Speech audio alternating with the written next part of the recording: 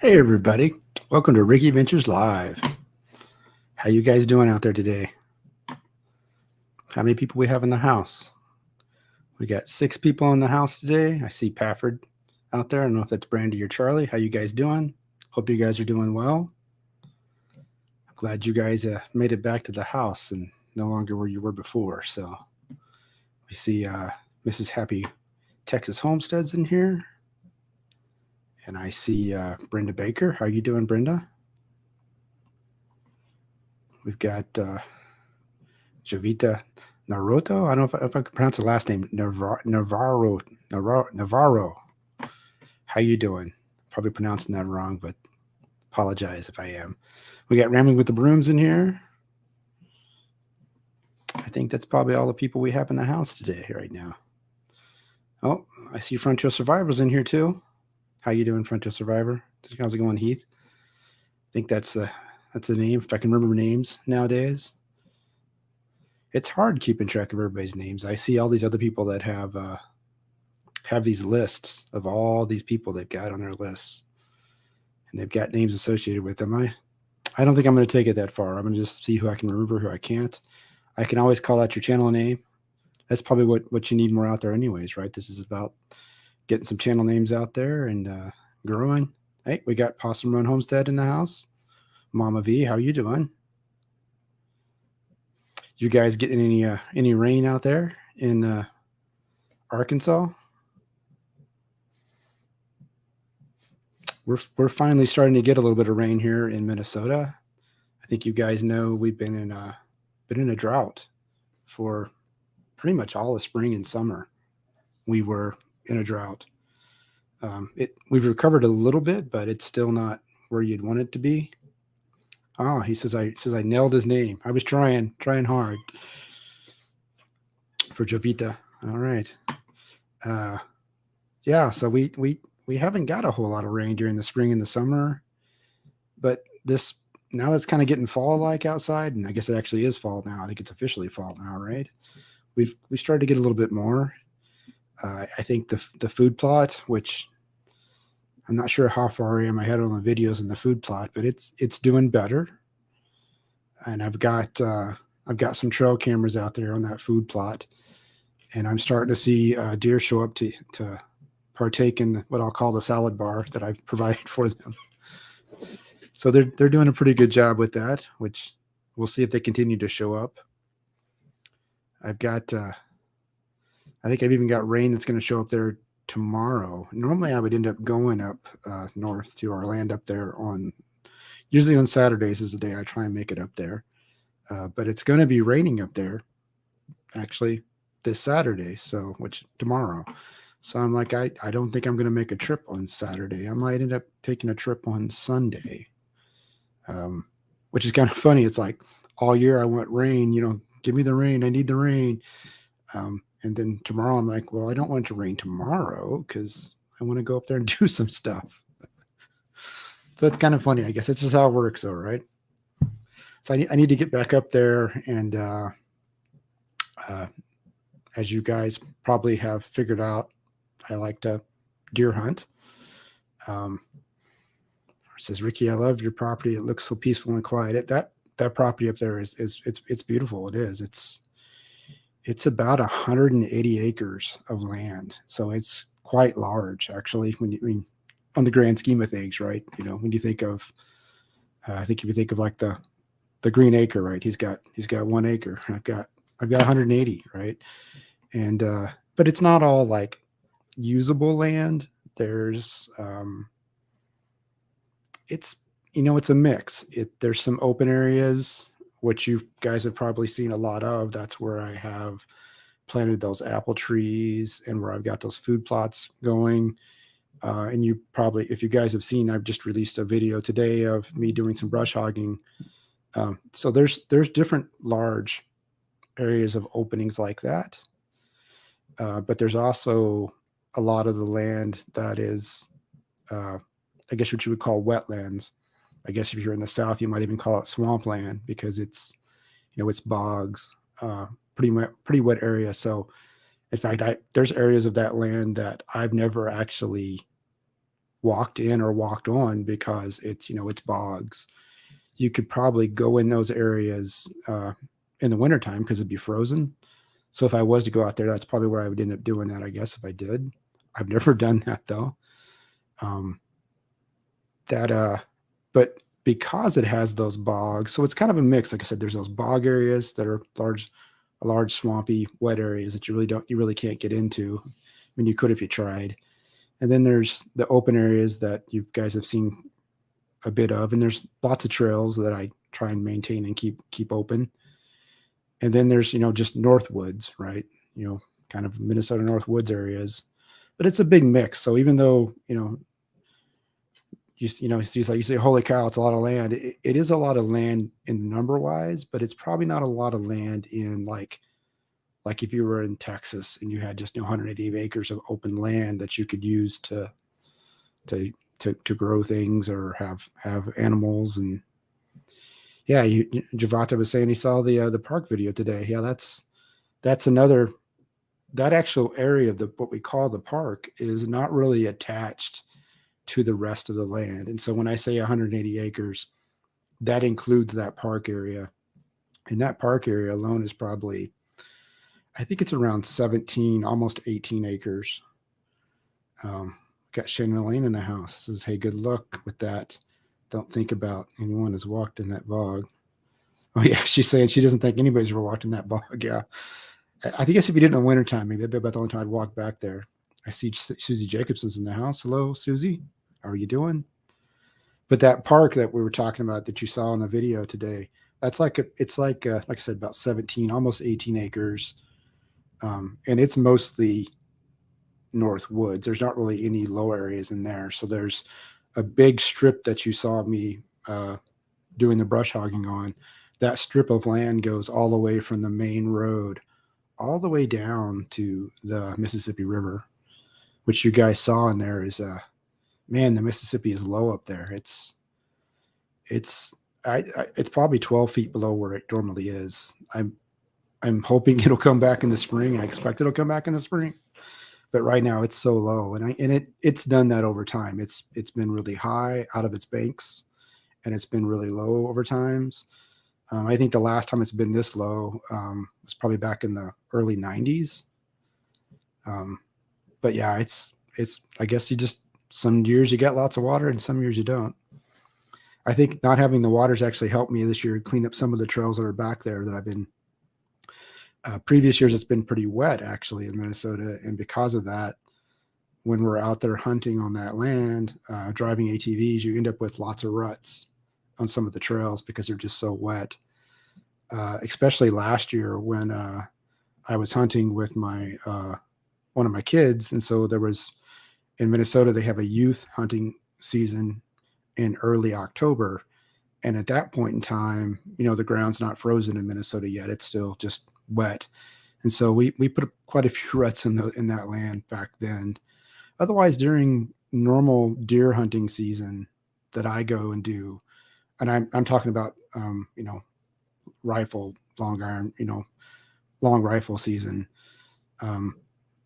During that time in Minnesota, that's early November, and so at that point, usually the ground's frozen, right? So you don't have to worry about if you're going to put a rut in the ground or anything like that. So I'm not really concerned about driving around back there. And I've got implements with that tractor that I could level some of those areas out. I've never used them before, but that's probably on my list to do here in the future. Won't get it done this year because it's getting too late in the season, and hunting is right around the corner, and soon it's going to freeze and it's going to be snow on the ground, so I won't be able to level that land out. But I've got what's called a box blade attachment that goes on the tractor. Many of you people already know this. And that box blade, I've never actually used it, so I think I was on another live the other night, maybe it was last night or the night before, talking to another local Minnesota channel. I'm trying to remember the name, Ritter Farm, I think it is. That's not the name of it. I'll have to go back and look, but it's a tractor channel. So they were talking about their different implements, and I was mentioning on that channel, like, that tractor that I have and all those implements that I have, like that brush hog that you would have seen in the video that I posted today if you've watched it, that brush hog, that's I've inherited all that stuff, right? It's been handed down to me. So most of it I've never really used, and that does include the box blade. I've never used it, but supposedly I can use that to level out some of those trails. I've watched YouTube videos on it. That's kind of the one thing YouTube's about, right? Is you can use YouTube to learn how to do stuff, right? And so I've done some of that with the tractor, or at least learned how to use the box blade by watching those videos. Haven't done it yet, but we'll have to give it a try and see how it goes. I've got 8 people in here. I figured I wouldn't quite make it to the 50 mark that I made it when I had Stony Ridge on here last week, right? And I've since reached out to a couple of channels to see if they would like to be a guest on here. A couple of them have responded, and so we'll get those scheduled and lined up. And a couple of them haven't yet, and some of them may never respond to me, right? So I may never get responses to some of them, and that's okay. I was kind of surprised even when Stony Ridge Farmer responded to me and said, "Hey, yeah, I'll come in." Well, it took a little bit talking to him. I think as you guys heard that story, it took a little bit of convincing to at least get him to come on one of my lives. So I reached out some other channels, some of them small, some of them big, and we'll see how they do, if they can come on or not. Javarto says, "I'm doing good by myself." I am doing good. I just, be nice to have some of those other channels come on and just be kind of nice conversation. I think one of the things that I'm trying actually this week, based upon me having that conversation with the Stony Ridge Farmer. Hey, Living a Road Life is in here. How you doing? What is she saying? It says, "Ricky Ventures, I'm on the other 2 lives right now, so I'm lurking." That's the other thing I kind of wondered about. It's like, I wonder how many lives are going on right now at 7 o'clock on Friday night. And probably stepping on some people's toes. And there's probably some bigger channels that are going on right now. So people might be sitting on those lives rather than mine. That's okay. Says, "Living Road Life, guys, be sure to give them a thumbs up." Yeah, hit that thumbs up, guys. It helps me too. Even me being a small channel, it helps me. So hit the thumbs up. But one of the things that Stony Ridge said during that live when we were talking to him, says, "Call me Jay." That's what my friends call me. All right, that's a lot easier. I'll go with that. And yeah, so it was. He talked about how if you really wanted to grow your channel, hey, it's getting it done north of 7. Do you guys all know Kyle Lavelle? I don't know how to pronounce his last name. I always hear the Ridge Life pronounce it wrong, but getting it done north of 7, I believe, is his dad. And he's got a channel, so they're both up in Canada. So we got a couple people from Canada in the house. Hey, we got Jackie Saylor in here now too. How you doing, Jackie? Yeah, Kyle LeVay. There you go, Posturum Homestead. I don't. That's not how you pronounce his last name. I think it's not his full last name. It's so. But getting it done north of 7, you can learn a lot of stuff from his channel. He's got a lot of how to fix things and do things like that, and you should go check him out if you get a chance. And then, hey, there's Kyle right there in the house. Kyle is here too. So Kyle does some pretty cool videos. Just they're cinematic, doing a really good job at it and putting nice music to it. And he's got a drone now that he's working with, so that's pretty cool. It says, "Don't sniff, you'll get an earache." I guess Jackie's talking to me about sniffing, I guess. But Stony Ridge said that if you want to grow the channel, that you've got to post 3 to 5 videos a week. I don't know if that's true or not, but that's what he said, right? And he's been doing this a lot longer than I have, so I got to take that with some of that, some grain of salt, I guess you call it, right? And I've only been started out posting 1 a week, and that's what I committed myself to when I started this. Hey, Roland Raquel, she's here too. She's driving home. Be careful. Yeah, you can listen, but don't be watching while you're driving home for sure. But I committed myself when I started this back in January that I would do one video a day, or one day, one video a week is what I would try to get out there. And I was like, that's something I can commit to. I can make that happen. And so I was out to, I was then filming, or at least trying to create 2 videos every weekend, because that's normally when I do most of my filming is on the weekends, because during the week I'm working and I've got family stuff going on.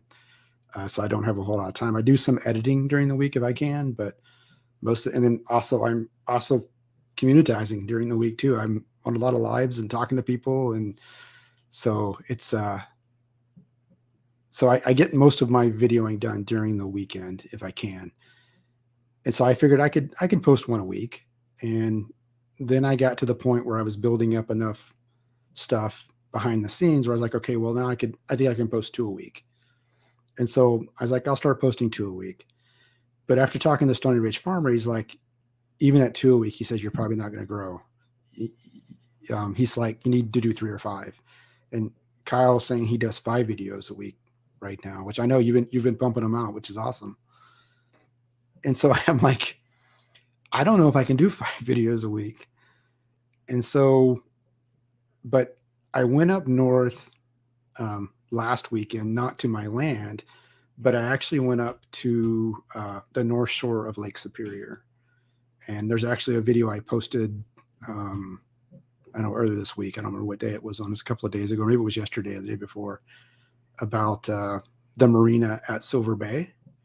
And it's just gorgeous up there, guys, this time of year. Like I'm up there filming, and I'm telling myself, like, there's no way that, I've got this GoPro camera that I'm filming. There's no way this GoPro can really catch the beauty and just how magnificent it looks up there this time of year. And I'm sure it does look pretty good. And I looked at the videos. They are pretty good. Hey, Yogi Hollow Farms in here. Hey, Ricky Ventures. Hey, chats. I'm doing animal chores, and we'll be in the chat shortly, but watching. Okay. Thank you for stopping in. Yeah. Glad you're here. And so while I was up there, I filmed a bunch of stuff. Like I went almost all the way. I was almost in Canada. I was 50 miles from Canada. I drove all the way up to the very top. Well, not the very top, but close to the top of almost to Grand Marais, Minnesota. And then I hit a bunch of spots coming back. And during that time, I got a lot of footage, right? Even with the different spots that I was going to go hit. And I didn't hit all the spots that I possibly wanted to hit or could have hit because I ran out of time, right? Because I went up there, did all this stuff and came back. And so what my plan is now, because I got all that footage, I've been slowly this week trying to put some stuff together. I'm going to try and put something out like 4 or 5, maybe times a week. And so I think this week I've done 4 already. And I think the live will count as a 5. I really don't know. Does the live count as a video as far as YouTube is concerned? I don't know. And the other thing I wonder about is one of those videos that I posted out there this week, it was a short. And I don't know if that really counts or not either. So when Stony Ridge Farmer said you got to do 3 to 5, I'm thinking I'm going to try and do 3 to 5, but that 3 to 5 is going to include a short that I put out there, and it's going to include the live that I'm doing, right? So I hope it all adds up, and I honestly don't know, right? It's just an experiment. I'm going to see if it makes any difference on YouTube pushing out my videos out to people. Barb says, hey, I got to watch for the gulls pooping on your head when you're up there. Yeah, there wasn't too many gulls. I saw a lot of ducks when I was up there though, Barb. And actually there's a video that will be coming out that you'll have to go check it out when it comes out. I was up there. I was at one particular area. I won't tell you where I was at because you have to go watch the video. But while I was there, there was a duck sitting out at Lake Superior. And it must have been going after a fish because it was sitting there at first. And then all of a sudden it just started almost running across the top of the water. The duck did. And then he dropped down into the water. So I'm assuming he was fishing, right? Hopefully he got himself a nice I guess at about that point in time, probably would have been a nice lunch. I guess he may have gotten itself. But yeah, no, I didn't see any gulls though. I didn't really see any gulls. I saw lots of ducks up there though. They were doing their fishing for sure. But because I got that footage and I'm putting it out there this week, and I'm going to see if I can continue doing that maybe for next week. I don't know how long I can keep it up, but I'm going to try to keep it up for as long as I can for a little bit. I don't want to totally exhaust all the footage I have built up in the background, so that I can at least make sure I commit to my one a week, which I'm sure I could do that anyways, right? But I don't want to exhaust everything I have in the background, so that I always have something that I can put out there if there is some weekend where I just can't film anything or can't get any footage done, right? That's why I always want to have something in my back pocket, per se, to be able to put out there, so you guys have something to watch and check out, right? So I'm going to do that. I'm going to be posting the videos out there, and I'm going to see if, and I'm always watching the analytics. I'm constantly watching the analytics behind the scenes. And if any of you guys, I mean, lots of you guys on here have YouTube channels, and so you know what I mean when you're looking at the analytics to see what is YouTube pushing, how is it pushing it, is it because somebody is it because it's being advertised to them on their browse screen, or is it, being suggested next to another video, or is it because of a notification, right? Like there's all these things that you can see in the analytics as to how it's doing. And I can see how often you can see how often your videos are shown to somebody on whether they would decide to click on it or not. When people talk about the thumbnails that they put out there, YouTube shows that thumbnail, and then depending on whether somebody reacts to it or not, right? I think also is a big determination on whether YouTube will continue to show that to another person. And if they react to it, then it might show it to another person, right? That's kind of what the algorithm's doing. It's trying to figure out who wants to see this video, right? We got Brampton Gardner in the house. Hello, how you doing? Did I miss anybody else? I don't think I have. We got 11 people in here now. Everybody be sure and hit that like button for me while you're here if you can. I know we said hello to Jackie, and Roland Raquel said she was driving. We got Shannon Elaine in here, and we got Jay, because he said I could call him Jay. So we got Jay in the house. Yeah. But I'll have to see how it does, right? As I put these videos out there, is it going to make any difference? I don't know. We'll see what happens, right? So far, I haven't seen any real difference as far as I can tell. It seems like the videos that are out there, Brampton Gardner says got to go get the kids soon. She's at her friend's house. Yep. We dropped off one of our kids at a friend's house for the weekend, actually, or for the night. We got plans, promised land in the house. Hey, how's it going? It's nice to see you. So the Crockers are live, or you would have more in here. Oh, see, that's what the deal is. I figure there's some other big channels going on right now. So that's just what it is. I'm not gonna. At first, when I was trying to do these lives, I was trying to really determine when I should go live, depending on when the other channels were going live. So I didn't necessarily step on anybody's toe, but I was like, you know what? It's too much, because there's so many other channels out there. It's like I think I need to pick a time that works for me, right? That's what I'm going to do. I'm going to pick a time that works for me, and I'm going to go for it. Last time when I had Stony Ridge on, it was later in the evening, and that was because that worked out to get Stony Ridge, right? He was like, this time worked best for him, so that's kind of what I did it. I also, when I started out, I was doing Wednesdays, and I guess I could go back to Wednesdays, but some of the channels I've already talked to about possibly coming on with me for just some chats, right? Kind of interviews like I did with Stony Ridge. I've all talked about doing Fridays at this point. Hey, we got Philip the Wise in here. How you doing? Deer season opener in Minnesota. Bo, I think, is opening up like this week or next week. I don't know for sure. I don't bow hunt. At least I haven't bow hunted yet. Maybe I'll get into it at some point. But because of that, I'm not sure what the date is, Philip the Wise, but I know it's soon. I think it might actually be this weekend or next weekend. Rifle won't open up until November, Yeah, Bland's Promise Ranch says you do you. That's what I'm going to do. They can pick and choose. They want to go watch the Crockers, they can go watch the Crockers, right? So I think they're putting it entertaining, so that makes sense. Shannon Lane said not yet, so it looks like bow season is not open yet. I think it's like really soon though. And the only reason I can tell you I think it's really soon is because up on the land up there, one of my cousins is up there already. He came up with his trailer. I ran into him last weekend when I was up there. He had pulled the trailer up there, and he bow hunts. And so I know he's getting ready for it. The Crockers who? Ricky's on. That's right. Ricky Ventures is on. You got to come check him out. So yeah, he bow hunts. My daughter's got a bow, and she's done some shooting with it. She never actually bow hunted with it. And I think she's probably outgrown that bow actually too. So you probably have to get a bigger bow for her, but she never actually hunted with it either. It's always been rifle for us. So Phil the Y says, put the gun down for you. Put the gun down a few years ago in northern Wisconsin, the UP border. A lot of wolves, but seeing some deer on the trail cam. Yeah, Philip, I've got wolves too on my property too here in Minnesota, and they've been,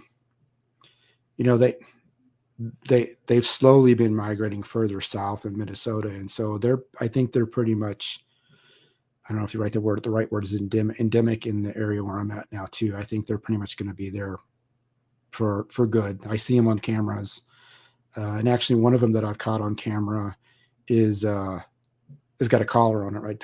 So I know the Department of Natural Resources from Minnesota has obviously collared that wolf. So they're tracking them and watching them where they're at. I don't know if they'll ever open up a hunting season on them or not. I'm guessing they might in the future, but we'll see what happens with that. I don't know how much it's affected the deer population in the area that I'm at. Last year when we were hunting, it was we didn't see a whole lot. We saw, I think, one doe. Actually, it was two does, I think. And that was about it. I mean, we were out there at least. We went out when we go hunting up there. We're usually only doing it on the weekends, maybe a Friday if we can fit it in, because we've all got work and school and everything else going on too, right? So we try and fit in the weekends when we can. And if that's the case, you get basically 3 weekends in Minnesota that you can hunt on rifle season.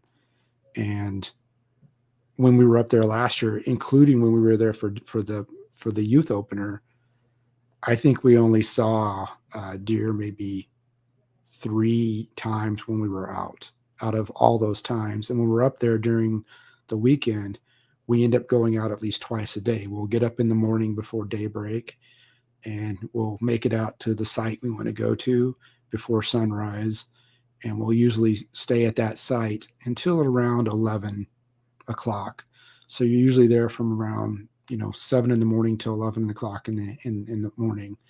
And at that point, we'll pack it up, come back for lunch, rest up a little bit, and then we usually try and go back out anywhere between 2 or 3 o'clock, get back to the site we want to go to, and at that point you can obviously hunt till sundown. So that gives you about 3 hours in Minnesota, because usually by 5:30 to 6, sun's going down, and you got to pack it up at that point. Says, yep, got a few with the collar. Wolf season opens November 30th, 300 quota. So yeah, so to your point, Philip, as I've seen those wolves on camera, sometimes I see more wolves and less deer, and sometimes I see less of the wolves and I see more of the deer.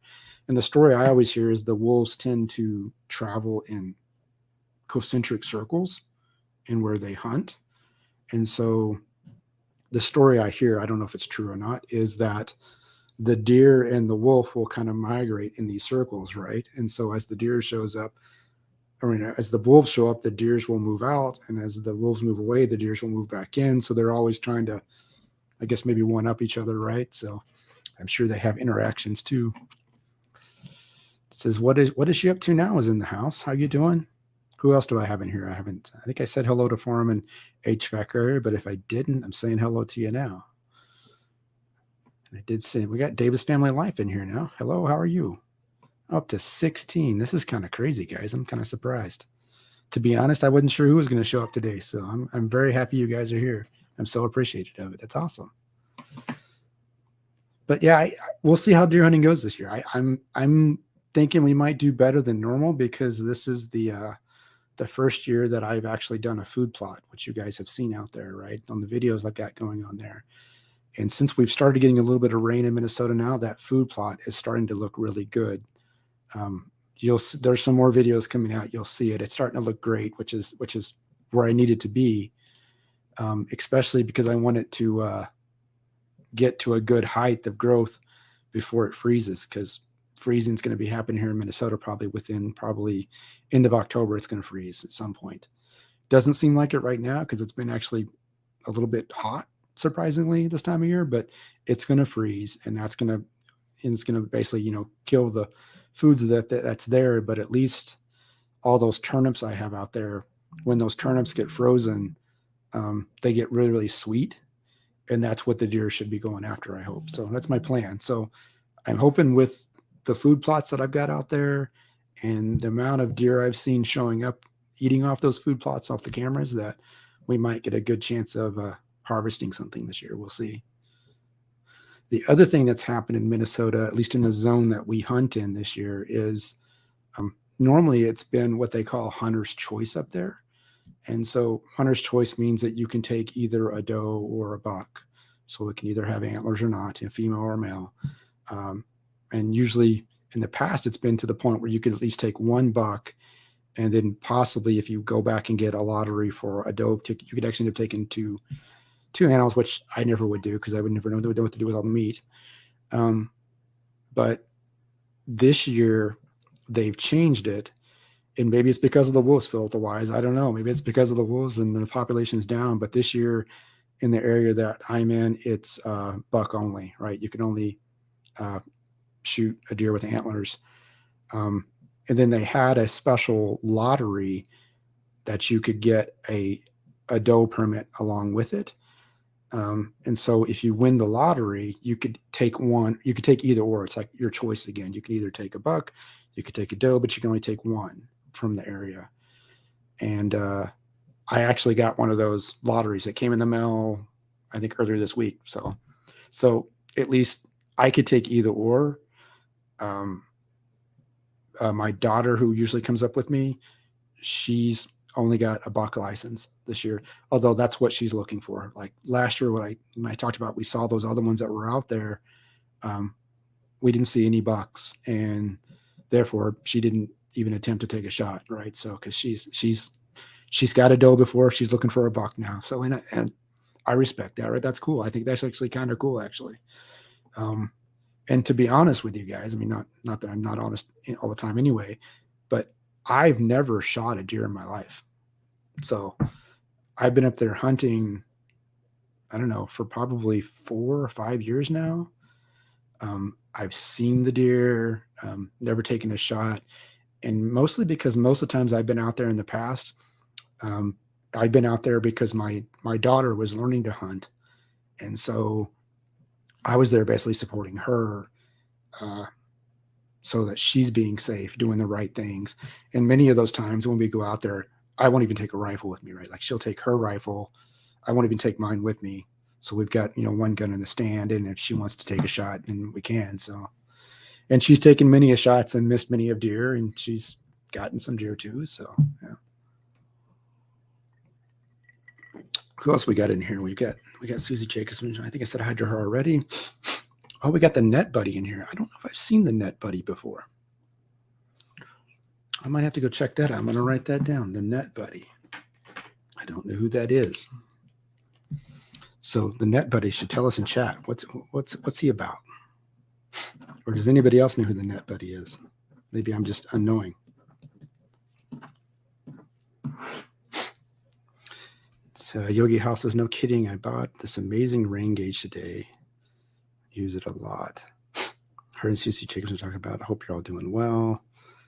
Working on my phone. I can't see anybody. Me and the Net Buddy are friends now. That's what Bland's Promised Land says. Says, hey, Ricky. He's a Minnesota fisherman. Okay, there you go. Doing some hunting. I have seen you on After 5 Outdoors. Okay, well, there you go. Nice to see you come here. Right? Thanks for joining us today. I appreciate that.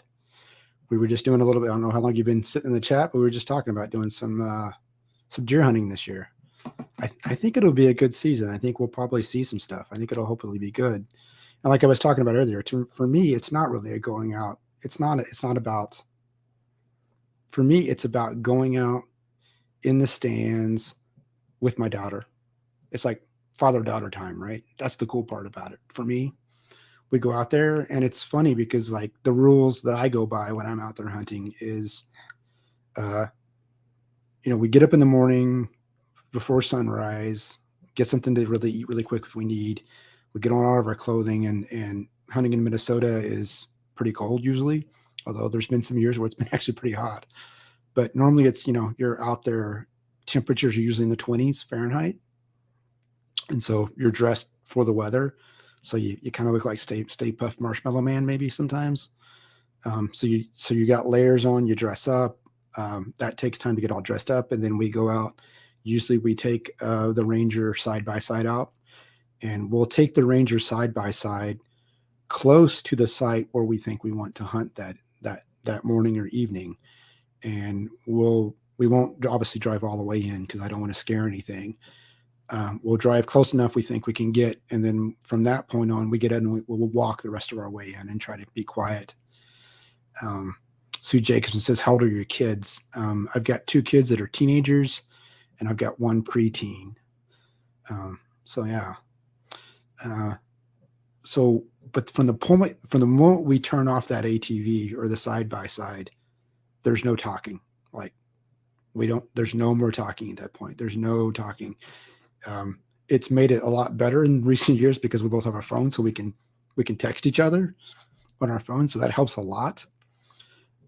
But yeah, there's no more noise, no more human noise at that point other than walking, right? Because I don't want to scare anything off, right? And then obviously we do make noise, obviously making our way into whatever stand we end up in. Every time we go hunting, we're in an elevated stand. And we've got, how many stands do we have out there? We've got 1, 2, 3, 4, I would say 4 good stands that are out there. Hey, we got Daz in the house, my Aussie gardener. We've got 4 good stands at different spots in the land. I would say out of those 4 stands, we only hunt out of 2 of them most of the times. How far do you have to walk to the stand then? Husker 24 is saying, it's not far depending on where we park. It's probably, if I'm thinking, it's in yards, right? I'm thinking probably 2 football field lengths to get to a stand maybe. And we don't have to do that. We could drive right up to the stand if you wanted to and park right there. To me in my brain, that doesn't make sense and doesn't make a good idea, because if something's there and I drive an ATV up, it's obviously going to leave when it hears me coming, right? So at least walking in, even though you're making noise when you're walking in too, at least we try to make it there with less noise, get in the stand, get settled, so that we are quiet enough so that, something may come by, right? And I'm hoping something may come by this year because we've got those food plots out there, right?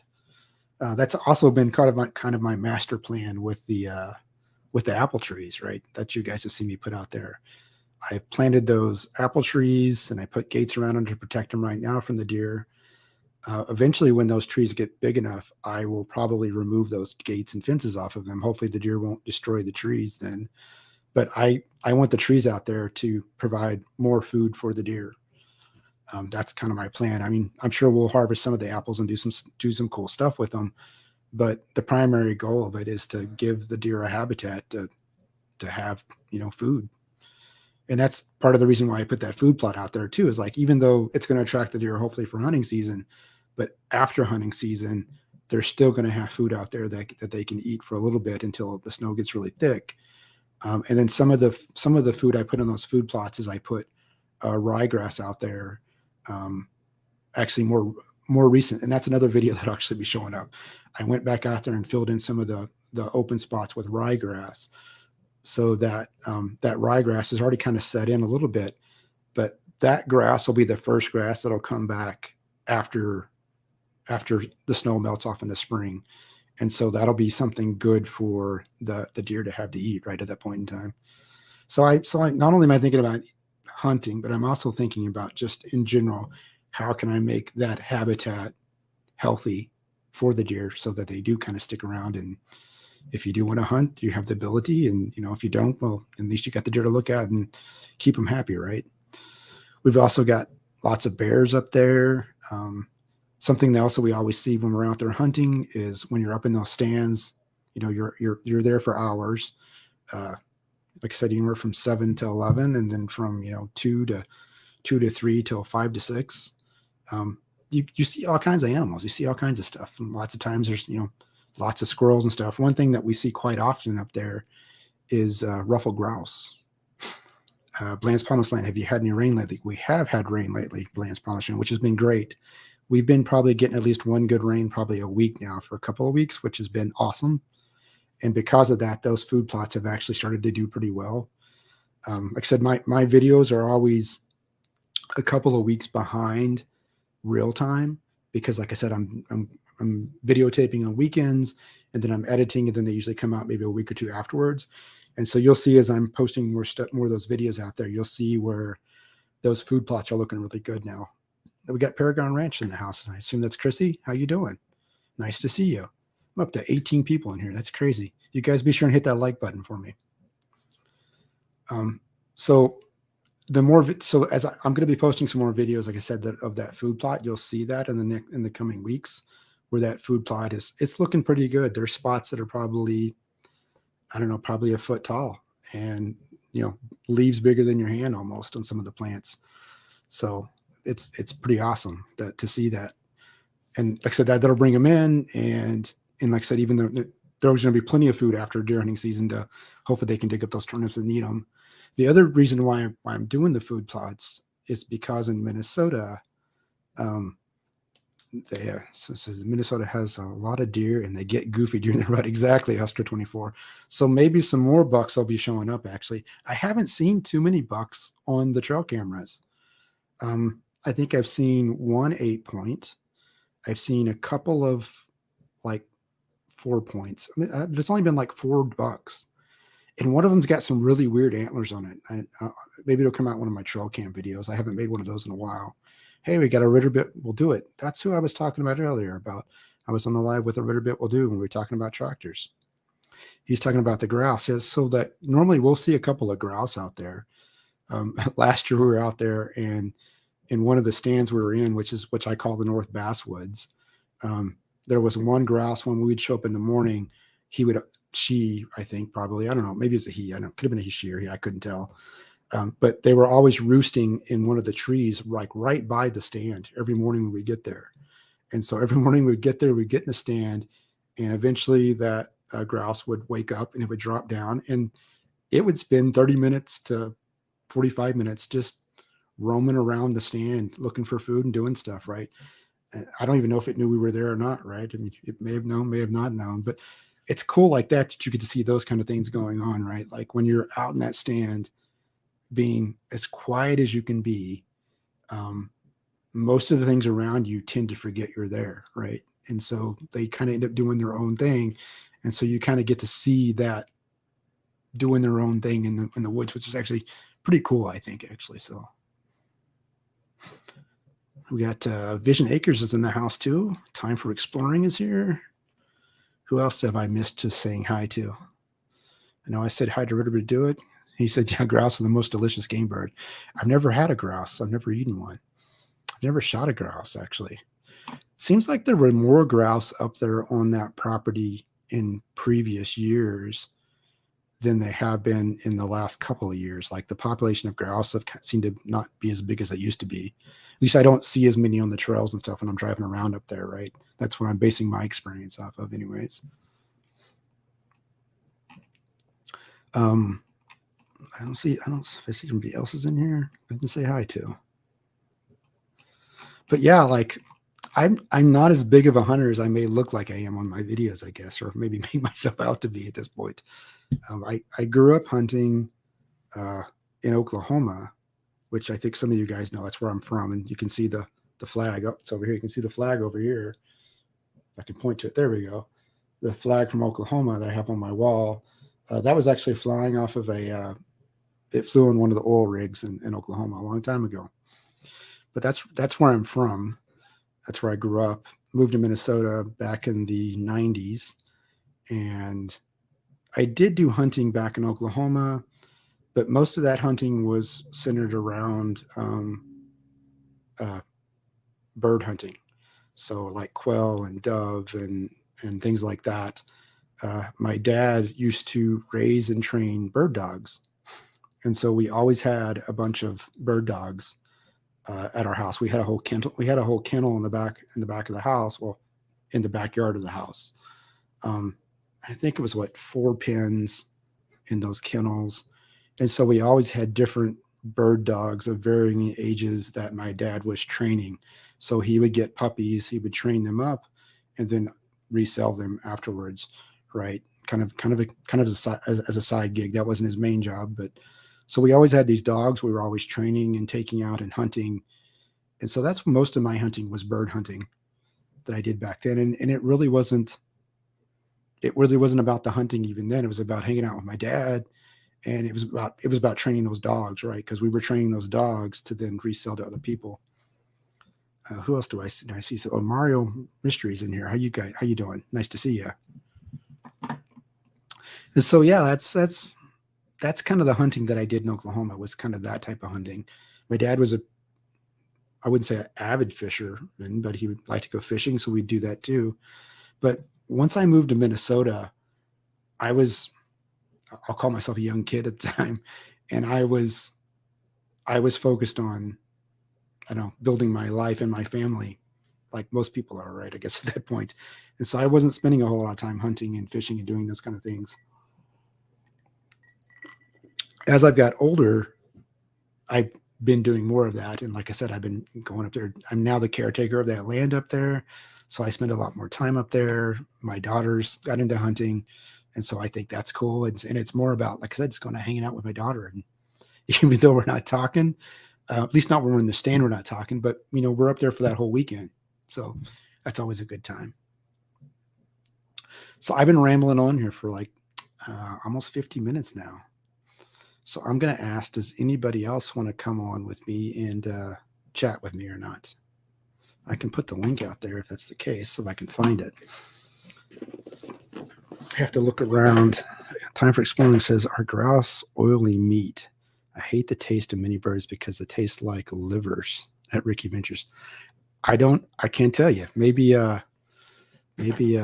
somebody else in the chat can tell us if they taste oily or not. I can remember eating quail and dove, and they weren't oily from what I remember when I was a kid. Hey, we got the Huntsman in there, Ricky Ventures. I'm live streaming your stream right now. Say hi. How you doing, everybody out there in the Huntsman's world? How are you live streaming my live stream? I wonder how that works. That's kind of a cool idea. I guess you could do it through Streamlabs. I got to see if I can find a link here, guys. I got to look around my camera. So I go here, copy that. I go here, and I paste this. So there's the link if anybody wants to come up here. We can get you online with me too. But yeah, maybe the Huntsman could come on. Then we get the Huntsman on my stream. That's on his stream. That'd be weird. Shannon Lane says grouse are not as oily as like ducks. And I think Shannon would know because I know her dad was an avid grouse hunter. Will It Grow is in here. How you doing? John, how's it going? And we've got the Reef Robber in here. I'm kind of surprised, guys. We're up to 21 people in here. This is crazy. This is pretty cool. 22 people now, it says. That's awesome. So I've never hunted. I've never had the grouse. I mean, I've never eaten grouse that I remember. There is this talking about eating wild game. What was it called?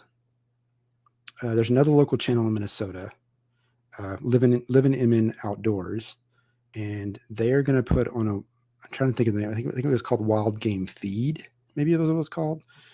But anyway, they're putting on an event that's going to happen in 2 weeks. Paragon Ridge says, smash that like, everybody. Thank you for that, Paragon Ridge Ranch. And yeah, do so. Smash that like button. But they're going to have a a wild game dinner, and it's free. Like I think they gave out tickets to it, free. You come there, and they're going to serve up all kinds of different wild game. I don't know if grouse will be there, but they're talking about like elk and uh, obviously venison, and I think duck will be involved, and there'll be fish involved. Right there's all kinds of wild game, and it's a free dinner. They're going to have a guest speaker that's going to show up. Living in outdoors asked me if I wanted to come and do it. I think I'm going to be able to stop by and join them for that, and so it should be a cool time. So I'll get to try out a lot of different wild game meats at that point. Should be fun. I don't know if there'll be grouse there, but if there is, I'll let you know what it tastes like. We got LG in the house. Lori, how you doing? We got the Daily Prepper in here. So somebody's live must be ending or something, because everybody's showing up to my live now, right? Are the Crockers over? They got to still be going, right?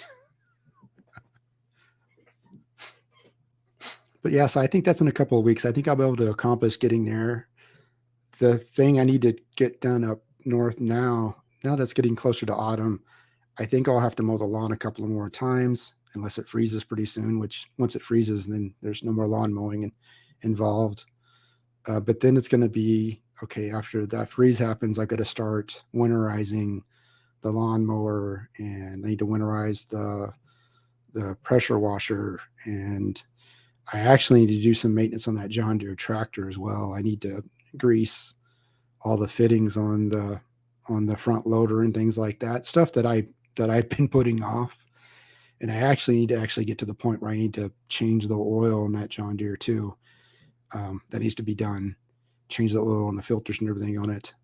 I don't put a whole lot of hours on it, so I probably don't stick to the maintenance schedule that John Deere says you should. So, but it needs to be done, right? Like, you want to take care of the machine. If you take care of it, it'll take care of you. So there'll be some things like that, but it's also going to get cold. So it's going to be doing some of that stuff maybe in the cold if I do get it done. That'll be going on. The other thing that I do need to get up there, and which I'll probably go up this weekend, not tomorrow since it'll be raining, but maybe I'll get up there on Sunday. I do need to just go check out all of those tree stands, just kind of do a look over of them, make sure the ladders are sturdy and don't need any repair.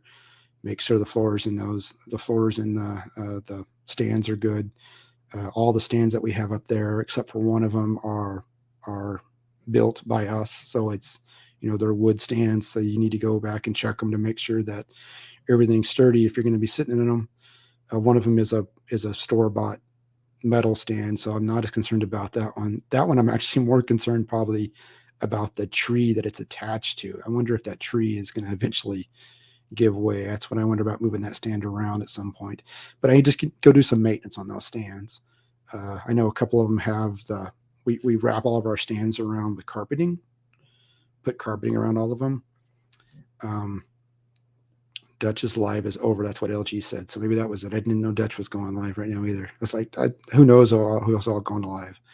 But we always wrap all of the deer stands with just used carpet. And we do that for a couple of reasons. One of them is we wrap them with the carpet because it protects you from the elements a little bit more, right? It protects you from the wind because you're up in a tree 10 to 15 feet.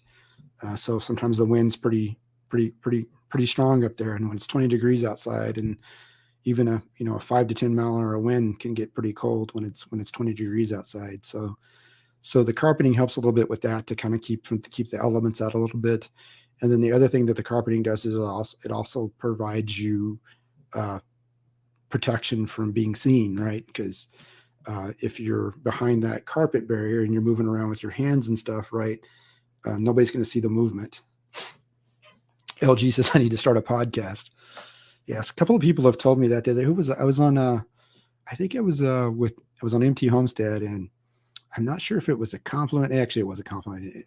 He was kind of joking, but he said I had a voice for radio, and I'm like, so what does that mean? Don't look at the screen, just listen to the voice. But yeah, I have. Not that I've really thought about doing a podcast. I know people do podcasts, and I guess you could take these live streams and turn them into podcasts. If I was going to do that, I would probably have to plan out my topics a little better, probably. But I don't know. Maybe that's something for the future. I gotta get this YouTube thing going first. That seems to be taking quite a bit of time. But thank you for the suggestion, LG. But that's what that carpet does up there on the stands. It's one is protecting this, protecting us from the elements a little bit, and the other thing is it's providing us so that hopefully the deer won't see us moving around if they hopefully won't see us before we see them, right? I'm not sure it really does much for like scent control and things like that if the deer can smell you.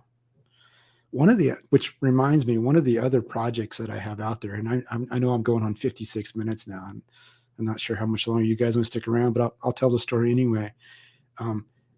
One of the things I was going to attempt to do this year, because as I mentioned earlier, I've got 2 teenagers. One of them hunts. One of them has no desire for hunting.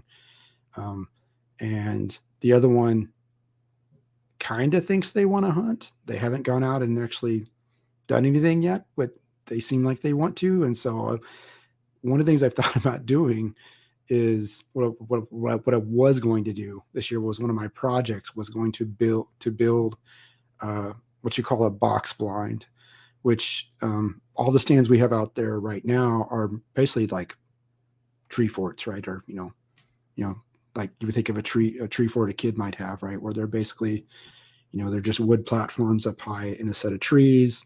You got a couple of rails around it to hopefully so you don't fall out of it, and wrapped with carpet, basically, right? With a ladder. So I guess you might call it a tree fort. But what we were talking about, what I was thinking about doing was actually building a box blind, which is basically like building a tiny house in a sense, right? I've got some telephone poles up there that we pulled out where that land is up there. It used to be a dirt road, right? And wasn't even paved to the point of where the land is.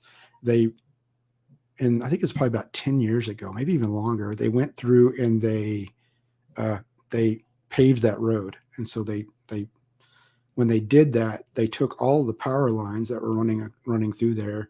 They took all the power lines down and they buried all of the power lines, which to me is awesome. It's another awesome thing up there because it's made a big difference in power outages up there. Because when you're way up there in northern Minnesota and a tree line hits a power line, power goes out, right?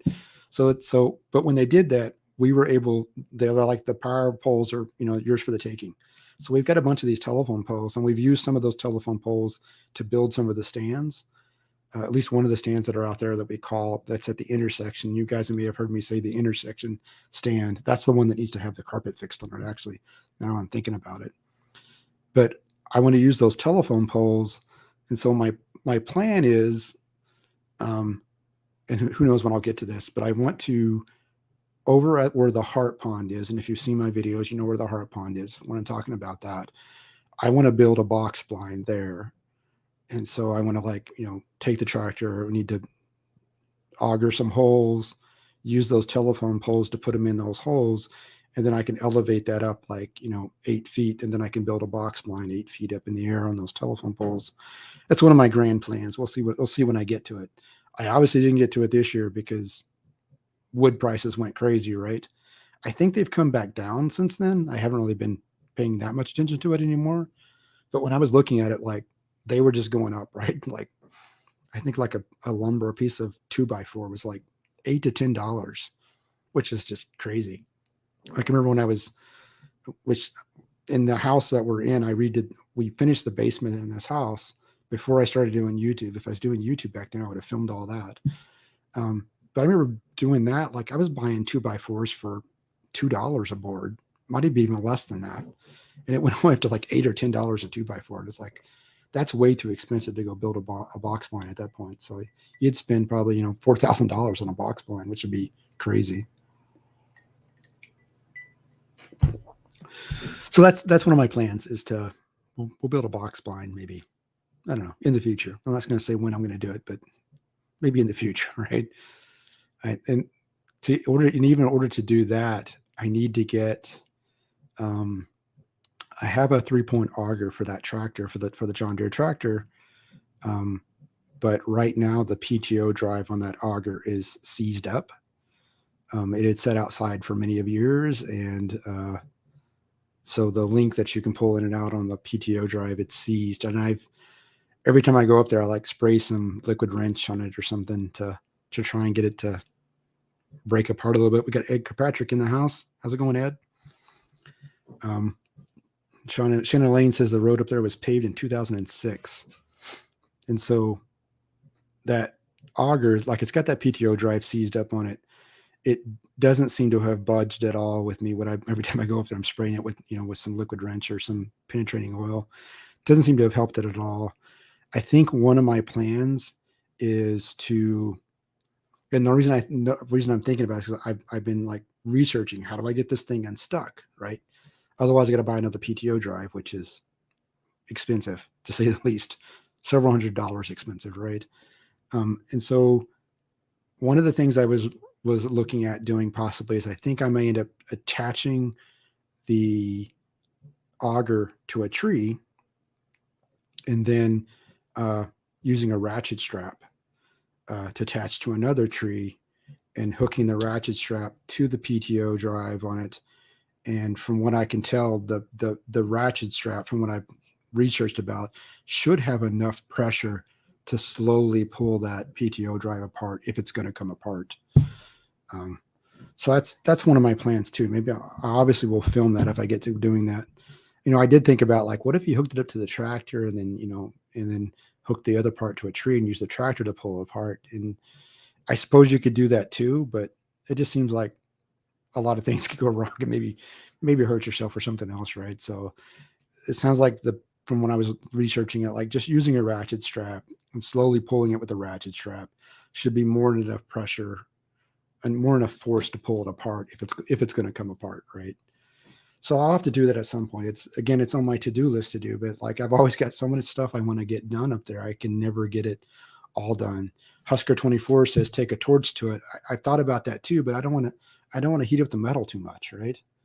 Because that's gonna lead to the metal not being as good as well, right? But I guess that's a possibility. I've been spraying penetrating oil on it just about every time I go up there, and I have it setting, kind of putting pressure on that PTO drive to see if it will move. While because it's probably a good 100 pounds anyways, right? That's kind of just leaning against that drive to see.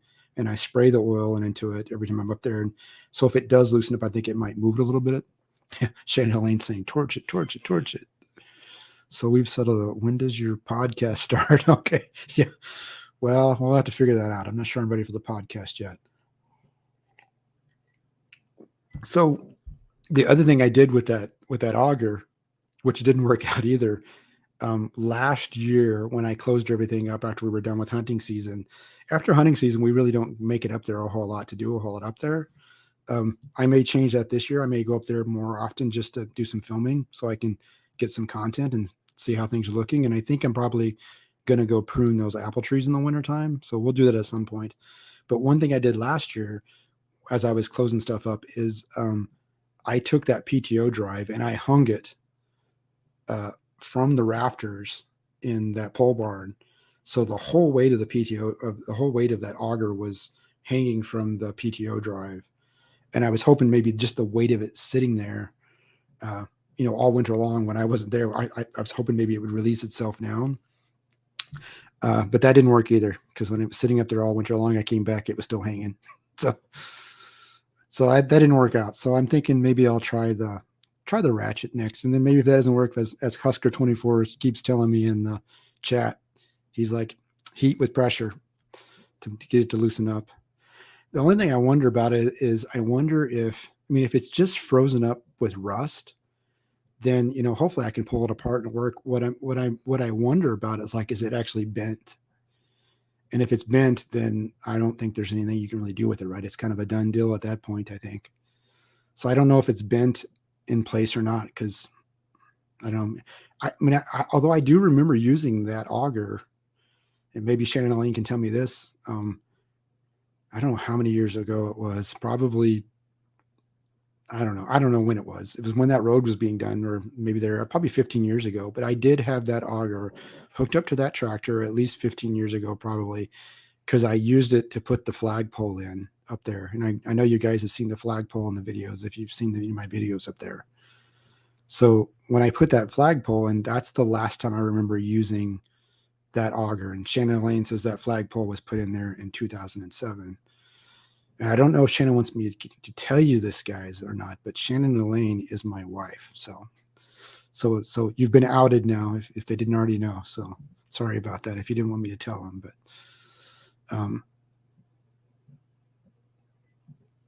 so that's the last time I remember using that auger, was to put that flagpole in. So we dug the hole with it, and then I think it sat since then. So, but it seemed to work then. So maybe it's not bent, Oscar, right? Then, so he's like, you're saying, probably just a torch, right? Because hopefully it's not bent. I hope it's not. Oh, now she has to change her name. Vision Acre says, yeah, you have to change your name to Shannon Ventures. Oh, Brenda Baker's got to run. I'm an hour and 7 minutes in this. I could probably run here in a minute too. But last thing I want to tell you guys, then I'll drop off here, let you guys go, is Ricky Ventures is not my name. Even though it seems like it's a really good or a possible name of somebody, it's not my name. It's a play on the word adventures, right? So I was gonna choose Ricky Adventures, but I looked out there and there was already some people that had that name. And so I was like, no, I can't use Adventures. I got to use something else. So I used Ricky Ventures. And so that's kind of how the name came about. But along with it, I don't know if the name hurts me or helps me. It probably hurts me, actually, because when people see me doing stuff out there and about, right, or see me in chats and so forth, they don't associate necessarily that Ricky Ventures is a YouTube channel. I think they associate it as just, it's a person's name, right? Because it looks and sounds like a person's name, right? It's not like, like My Aussie Garden and Kitchen, right? To me, when you read that, that's a YouTube channel, right? Because the way it's written, right? It's not written Daz, because if it was Daz, you might think maybe it's just a person. So I don't know if that helps me or not, but hey, it doesn't matter. I'm keeping it out there. Yeah, so Daz says his real name is not My Aussie Garden and Kitchen.